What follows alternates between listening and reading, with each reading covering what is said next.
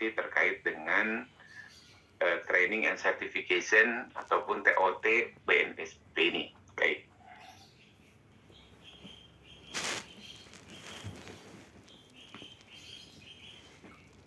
Ya, Mbak Desti, apa sudah nampak Mbak Desti? Sudah Pak. Oke, baik. Bapak Ibu semua, saya yakin sebagian besar dari peserta pada kesempatan kali ini sudah menjadi seorang trainer. Mungkin juga beberapa ada yang bertekad kuat begitu ingin menjadi trainer. Bapak Ibu sudah malang melintang di dunia profesional sesuai dengan keahlian Bapak Ibu. Ada yang ahli di marketing, ahli di asuransi, ahli di pertanian mungkin, ahli di kehutanan, ahli di kelistrikan, ahli di pertambangan, dan lain-lain. Apapun profesi dan keahlian Bapak Ibu semua, dan sekarang sudah mulai berniat begitu ingin menjadi seorang trainer, dan trainernya trainer kompetensi begitu yang tersertifikasi BNSP. Nah, ini adalah tempatnya untuk Bapak Ibu ngobrol. Silahkan nanti kita tanya jawab dan diskusi terkait dengan sertifikasi ini. Ya, mohon izin, tadi sudah diperkenalkan sama Mbak Desti. Yang ingin saya soroti di bagian bawah, Bapak Ibu, ini bukan narsis ya, karena saya juga hanya di event-event tertentu saja untuk sebagai pengetahuan. Jadi yang paling bawah itu ada sertifikasi profesi. Nah, kalau yang pertama profesi sebagai dosen, mungkin Bapak Ibu ada yang dosen, kebetulan saya mendapatkannya dari Kemendikbud. Nah, yang 4 bawah ini saya mendapatkannya dari BNSP, Bapak Ibu semua. Dan ini saya dapatkan nggak sejak lama, Bapak Ibu. Ya, baru 5 tahun terakhir semuanya saya dapatkan ini. Ya, nah artinya Bapak Ibu semua bukan yang paling terlambat, ya, bukan yang paling ketinggalan informasi. Kalaupun bukan yang pertama. Mengapa? Karena memang khususnya untuk kepelatihan ini baru sekitar 5-6 tahun terakhir ya marak ada TOT, Training of Trainer, yang tersertifikasi BNSP. Ya, kalau TOT yang mungkin Bapak Ibu pernah ikuti ya, yang non BNSP mungkin sudah sejak lama ya, termasuk yang internasional gitu ya. Nah, karena waktu saya diuji, waktu itu asesor bilang pertahankan kompetensimu, salah satunya adalah bagaimana setiap event, mau webinar, mau pelatihan, kita harus safety induction dulu. Nah, safety induction ini kalau untuk online ya seperti ini. Kalau untuk offline, Bapak Ibu juga mungkin pernah tahu. Tadi Mbak Desti sudah memulai dengan doa. Ya, kemudian saya lanjutkan nih. Mohon dicek Bapak Ibu power connection-nya, apakah sudah tersambung dengan baik, apakah sudah tersambung dengan rapi, tidak mengganggu pergerakan Bapak Ibu kalau misalkan Bapak Ibu ke belakang. Nah, kira-kira seperti itu ya. Kemudian internet connection mohon dicek. Sebaiknya Bapak Ibu menggunakan misalkan ya dua sumber internet connection. Barangkali kalau wifi lagi tidak baik, maka Bapak Ibu bisa beralih ke hotspot seluler, seperti itu. Nah, ini untuk seorang trader itu menjadi keharusan Bapak Ibu menyebutkan hal-hal yang seperti ini ya. Audio dan video silakan Bapak Ibu cek apakah sudah berfungsi dengan baik dan mohon digunakan sesuai dengan yang diatur oleh host, misalkan seperti itu ya. Nah, kemudian juga posisi duduk Bapak Ibu mohon dibuat sedemikian nyaman sehingga Bapak Ibu bisa mengikuti kegiatan dengan baik, tidak mengganggu kesehatan, tidak membuat Bapak Ibu pegal dan lain-lain. Posisi mata dengan layar mohon dibuat senyaman mungkin supaya tidak terlalu tunduk dan tidak terlalu tegak. Nah, kira-kira seperti itu ya. Kemudian meja Bapak Ibu mohon dipastikan bersih, ya, tidak ada hal-hal yang mengganggu selama Bapak Ibu melaksanakan kegiatan webinar, selama Bapak Ibu melaksanakan kegiatan pelatihan, bla bla dan seterusnya. Ya.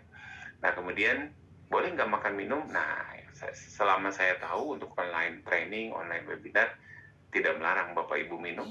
Silakan Bapak Ibu makan minum, cemilan dan lain-lain supaya Bapak Ibu tetap fresh, tapi mohon tidak mengganggu ataupun nanti akan mengotori membasahi device yang Bapak Ibu miliki. Stretching Bapak Ibu lakukan, silakan secara individu saja untuk webinar kali ini karena waktunya cuma 50 menit. Nah, kira-kira seperti itu ya. Tapi biasanya kalau pelatihan itu dipandu Bapak Ibu semua oleh pelatihnya, oleh hostnya ataupun oleh fasilitatornya.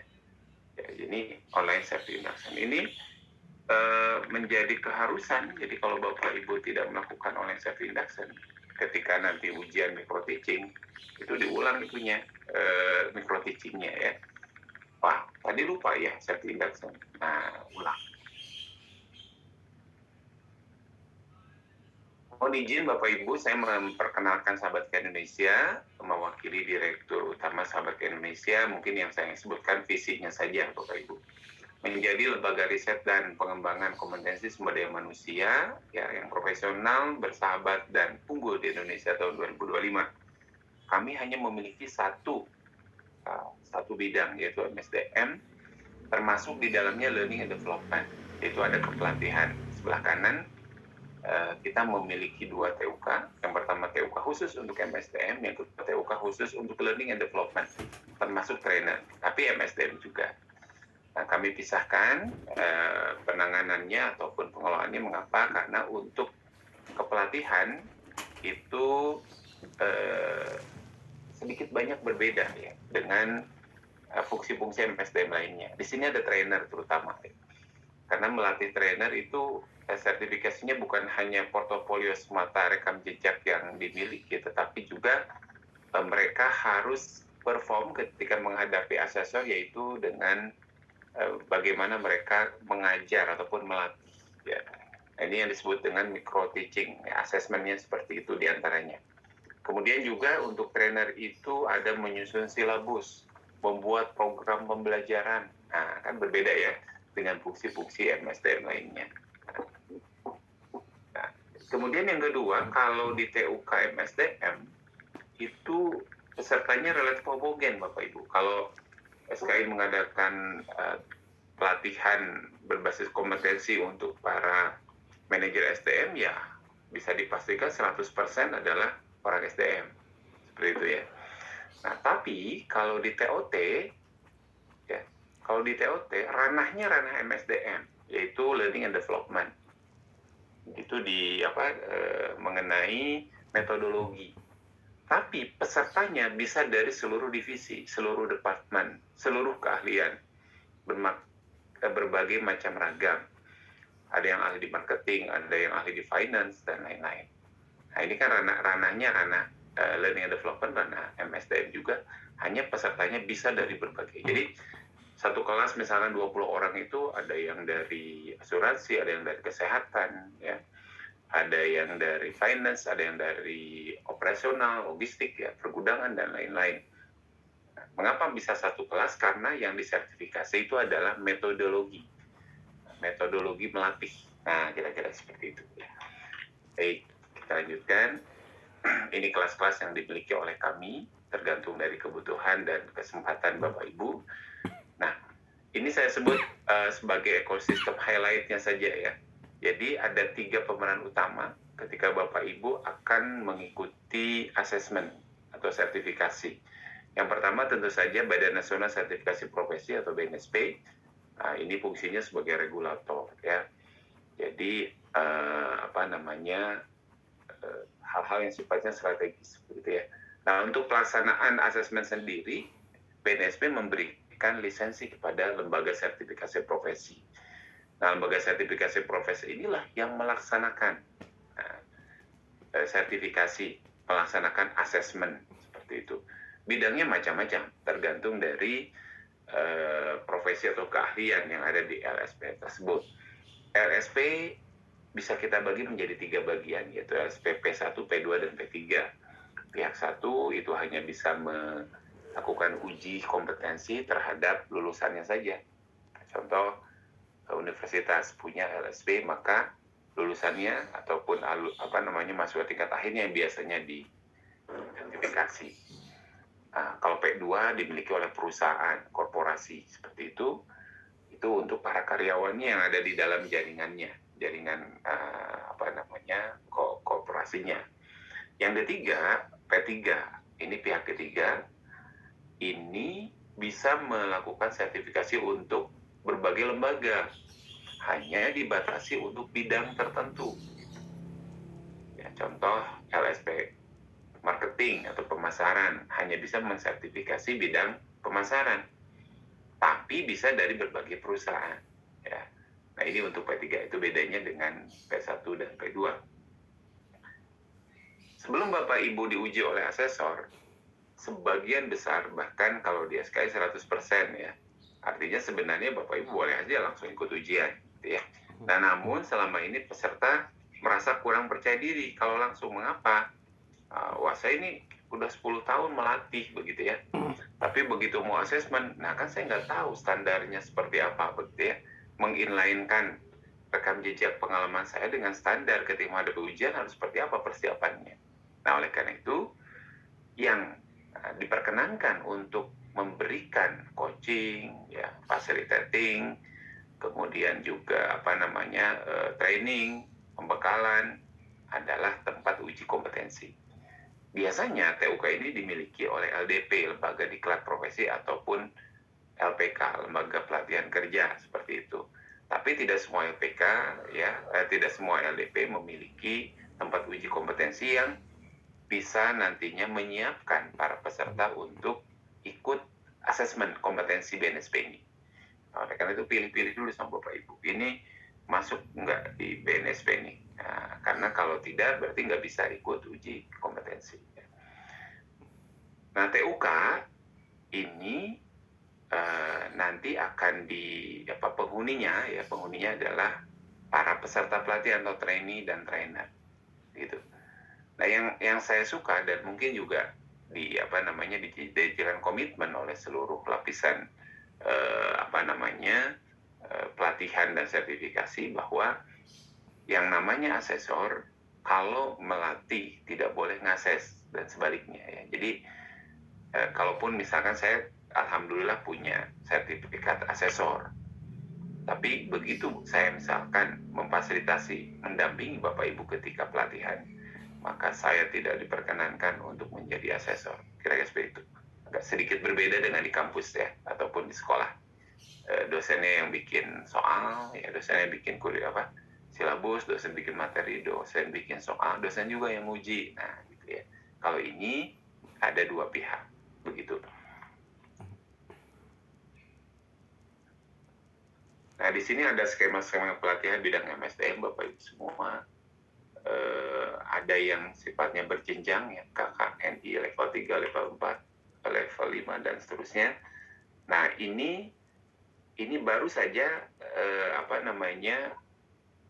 disepakati oleh LSP MSDM 8 ya, 8 LSPSM yang terkumpul dalam konsorsium, dan kemungkinan besar begitu ya, ini akan di-witness di akhir bulan ataupun di awal bulan depan. Kemungkinan akhir Februari atau Maret ini sudah bisa mulai dilatihkan dan diujikan. Nah ini jadi ada perubahan untuk skema MSDM seperti itu. Nah kalau ini adalah skema pelatihan bidang kepelatihan TOT itu Bapak Ibu semua. Yang pertama adalah National Certification for Trainer NCT. Ya, ini kita ada 15 Bapak Ibu semua. Namun berdasarkan database yang dimiliki SKI, itu yang paling banyak diminati adalah yang nomor 1, yaitu skema pelatihan tatap muka. Walaupun pandemi, tapi yang favorit kok tatap muka ya. Karena pelatihannya bisa di-online-kan, asesmennya bisa jarak jauh. Jadi yang tatap muka Bapak Ibu saja begitu di depan kelas, kemudian asesornya bisa dari jauh. Nah ini juga sangat membantu kami, membantu peserta untuk bisa mendapatkan pencapaian di masa pandemi, kira-kira seperti itu ya, tidak harus tatap muka. Ya. Nah, tapi sertifikatnya juga bukan sertifikatnya sertifikat yang betul-betul fisik ya, ada hologram BNSP-nya. Jadi jangan khawatir, ini nggak online sertifikatnya ya. Nah, kemudian ini yang di luar BNSP Bapak Ibu semua, dan ini para pelatih kami, highlight saja sedikit, kita memiliki 6 trainer kompetensi Bapak Ibu semua, dan demi Bapak Ibu kami memberikan persyaratan yang spesifik ya, dari segi pendidikan minimal S2 kalau untuk jadi trainer di SKI, kemudian juga sudah menjadi master trainer dan atau menjadi asesor kompetensi BNSP. Nah ini karena nantinya akan mendampingi ya, supaya mereka bisa betul-betul ketika memberikan simulasi sesuai dengan aslinya. Ya, jadi Bapak Ibu bisa menjadi obat penenang lah ya, si trainer ini buat mendampingi Bapak Ibu semua. Nah, kemudian untuk yang terkait dengan substansi juga ya, kami memiliki trainer khusus di dua bidang tadi, yaitu bidang MSDM dan Learning and Development atau kepelatihan. Nah, kita ada satu orang profesor yang udah pengalaman sangat banyak, lebih dari 40 tahun Bapak Ibu semua di bidang Learning and Development, sudah menjadi pengajar dan pelatih di mana-mana. Dan ini semua adalah tim dari Sahabat Karya Indonesia yang memang profesional tapi concern untuk Learning and Development. Jadi itu memang secara passion harus dapat gitu ya, karena saya sadari ya, kami sadari bahwa banyak profesional tapi nggak terlalu concern urusan Learning and Development ya, sehingga ketika memberikan materi juga agak berbeda ya, beda dengan yang concern, kira-kira seperti itu. Mitra kami sampai dengan saat ini ada 790 perusahaan, baik dalam negeri ya, dan multinasional juga ada, baik institusi pendidikan maupun perusahaan. Alumni kami, Bapak Ibu, yang tersertifikasi BNSP ada 2050-an, seperti itu. Dan yang mengikutinya secara online ada 1569. Nah, artinya 3 kali lipat lebih ya, mereka mengikuti secara online. Awalnya mungkin karena kondisi keterpaksaan, mau apa lagi begitu, nunggu lama begitu kan, pandemi tak kunjung berakhir. Nah, tapi setelah 1-2 batch ikut, waktu itu bulan April-Mei 2020 ya Bapak Ibu, akhirnya mungkin dari mulut ke mulut, kemudian peminatnya jadi banyak sekali yang online ini. Nah, ada beberapa hal yang mungkin perlu saya sampaikan. Yang pertama, testimoni yang pertama dari para peserta adalah mengikuti secara online itu lebih hemat. Hematnya ada hemat biaya dan hemat waktu. Tidak ada akomodasi, tidak ada biaya transportasi. Ya. Waktu perjalanan juga bisa di-skip, kira-kira seperti itu. Kemudian yang kedua, dari segi efektivitas, nah ini yang dikhawatirkan pertama kali ya.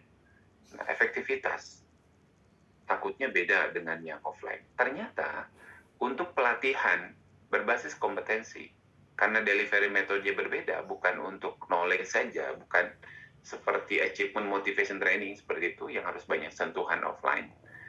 Kalau ini Bapak Ibu semua nanti akan mengerjakan dan mengumpulkan portofolio.